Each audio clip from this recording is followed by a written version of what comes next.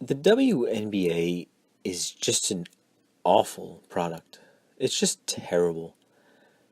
And it really is just such a perfect microcosm for what's wrong with America. And, white America. White and America are interchangeable, basically. It's a product that nobody wants, and yet it's pushed on us anyway, which kind of shows that voting is useless. It's, you know, the sports audience in this country is mostly white men, but it's filled with black women. And it's a white male audience predominantly because it's filled with fundamental playing. So the only people who really even like that style are older white men. I mean, the league loses money every year.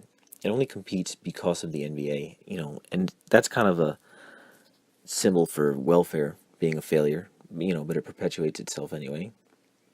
And the WNBA is not comparable to the early NBA, by the way.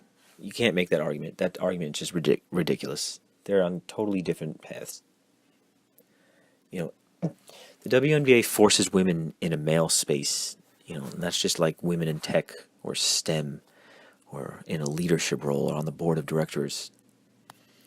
It's not natural. Nobody likes it. Women don't want that, and men don't want to be around that. It forces this fake coalition between women and like persecuted minorities per se, and Black Lives Matter and all this other nonsense. And we all know if you disagree with that, you're a bigot. And it's so silly because we could see that the emperor has no clothes. We could see the emperor is totally naked. Everybody notices that the WNBA is a terrible product. You could tell because nobody fucking watches it. But, we can't really say anything. And that's the point. And it gets put on ESPN, it gets put on ABC, pushed on national airwaves, and that's basically what it is. It's an occupation of our airwaves. And it shows how weak conservatives are. Conservatives are so weak on this. The left is obviously insane, but conservatives are weak. They pretend they're tough. They stick their chest out. They're weak. They get stuck in this linguist bind. That's what ends up happening. They push freedom and work ethic. And then they're surprised. These tatted up black women, they do work hard. You got to give them their credit. They work hard. And then they say, well, I want the same percentages as the NBA, which is absurd. The NBA makes, a fortune compared to the WNBA, which doesn't even make money. It gets subsidized. So, I mean, that's what's going to happen, though. And then you say, okay, we'll just hit them with an economic argument. That's an easy fix. But you know what? Feelings don't care about your facts.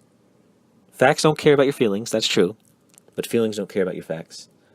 And, you say, well, they're women. And they'll say it doesn't matter. We're all humans.